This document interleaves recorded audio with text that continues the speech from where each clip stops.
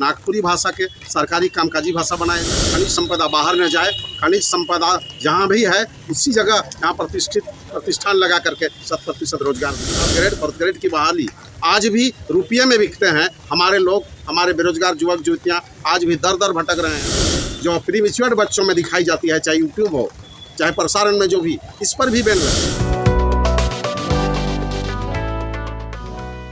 पहले बाजार का नियंत्रण हो, उसके बाद हर हाथ को काम मिले और हर हाथ में पैसा हो। और किसानों को जो उद्योग का दर्जा बोल रहे हैं, किसान यदि अपने फसल का मूल्य निर्धारण नहीं कर सकेगा तो ये भारतवर्ष में ये किसान कुछ दिन के बाद वो खत्म हो जाएगा, वो मजदूर में बदल जाएगा। आज सबसे बड़ी चीज़ है, किसान अपनी फसल उपजाता है लेकिन उसका मूल्य निर्धारण उसके हाथ में नहीं है। प्रौत का ये डिमांड है कि कृषि को उद्योग का दर्जा देना होगा और किसान भाइयों को अपने फसलों का उचित मूल्य देना होगा, नहीं तो नहीं होगा। और सबसे बड़ी बात है कि हमारे यहाँ जितनी मशीनरी है, चाहे ऊपर से नीचे की, वहाँ पर क्या है, कमीशन खोरी है और क्या है, दलाली है। तो इसको मिटाने के लिए प्रौत कहता है हर मशीनरी के कल पुर्जे को नैतिक है, ईमानदार होना पड़ेगा। हम नैतिक बात की बात करते हैं, मतलब वो आदर्शवादी होगा, वो नीतिवादी होगा, सत्य अहिंसा स्तय प्रमथ, जितना भी नीतिवाद का सिद्धांत है उसको पालन करेगा। और बेसिकली जो है वो एक अध्यात्मवादी होगा। ये जब तक नहीं होगा तब तक हमारा जितनी भी व्यवस्था है उसमें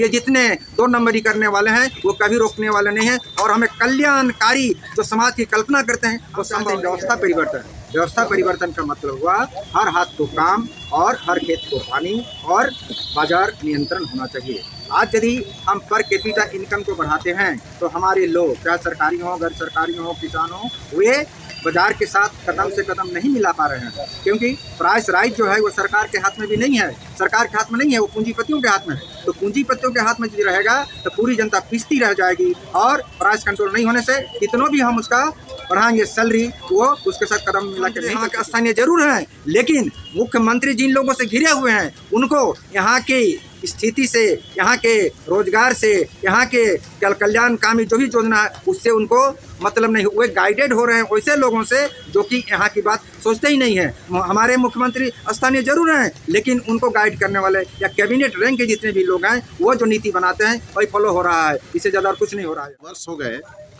हमारी झारखंड की सबसे महत्वपूर्ण भाषा नागपुरी भाषा और संस्कृति के आधार पर ये झारखंड अलग हुआ, लेकिन नागपुरी भाषा को 8वीं अनुसूची में अभी तक शामिल नहीं किया गया और आज तक हमें वंचित रखा गया। बहुत दुखद बात है। हमारी मांगे हैं नागपुरी भाषा के सरकारी कामकाजी भाषा बनाया जाए। स्थानीय लोगों को नागपुरी भाषा से ही पाठ्यक्रम निम्न स्तर से उच्च शिक्षा तक की पढ़ाई लिखाई में इसको शामिल किया जाए।